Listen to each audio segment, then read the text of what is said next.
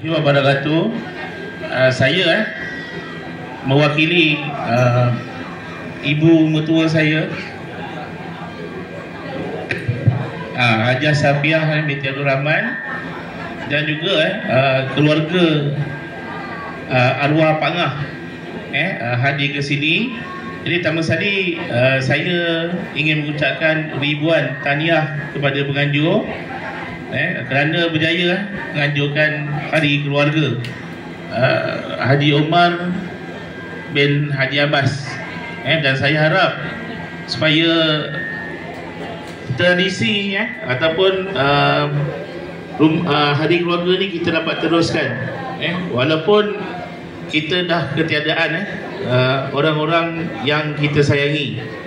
Untuk makluman, tahun ni adalah merupakan, bolehlah dikatakan Hari Keluarga kami tahun kesedihan bagi keluarga arwah Pak Ngah, kerana tahun ni arwah Pak Ngah sendiri dah meninggal dunia, dah tak ada. Saya ingat lagi tahun lepas kita buat di rumah Pak Lang. Alhamdulillah arwah abah ataupun arwah Pak Ngah bersemangat untuk hadir, walaupun pada masa tu dia dalam keadaan kesakitan. Tetapi kerana semangat dia nak berjumpa dengan semua keluarga, adik-beradik dia sanggup datang ke rumah keluarga rumah family day, rumah Pak Lang situ. Dan tahun ni juga kita, keluarga kami ketiadaan seorang lagi boleh katakan sebagai tunjang belakang kami punya keluarga lah, iaitu arwah Long Sanib. Jadi sama-sama kita mengucapkan Fatihah dulu pada keluarga kita yang tak ada. Al-Fatihah.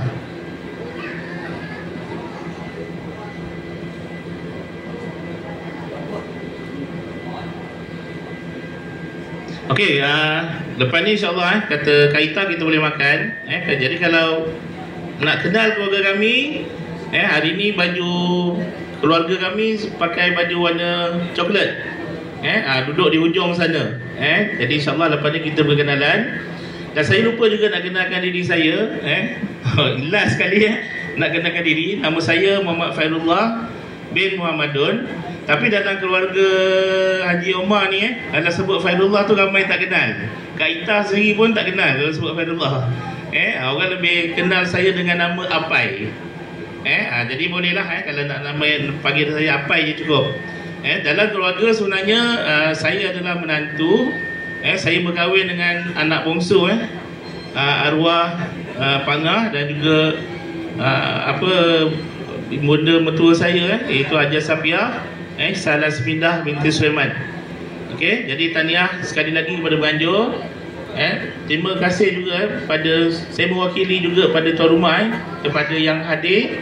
InsyaAllah inilah tujuan kita datang ke sini untuk merapatkan ukhrawi, silaturahmi sama kita, supaya hubungan keluarga kita tak putus. Sekian, Assalamualaikum warahmatullahi wabarakatuh. Terima kasih Apai. Nama glamour kan? Jom. Okey.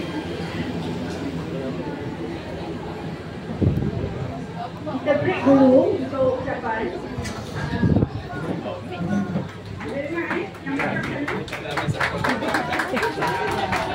Saya ada wakil.